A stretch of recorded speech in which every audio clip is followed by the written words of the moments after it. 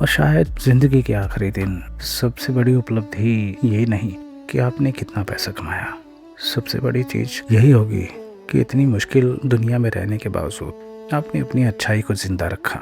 क्योंकि अच्छा इंसान बनना मुश्किल है, बहुत मुश्किल, लेकिन ये वो चीज़ है जो इंसान को सिर्फ सफल नहीं बल्कि काबिल इज़्ज़त बनाती है।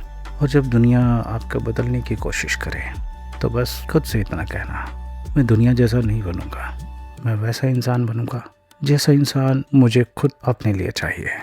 और अगर हर कोई यही सोचेगा तो हर इंसान को अच्छा इंसान मिलेगा और हर इंसान अच्छा इंसान होगा मेरी तरह। तो मुझे फॉलो करें और मेरी बातों को यूं ही सुनते रहें। फिर मिलेंगे। Good night.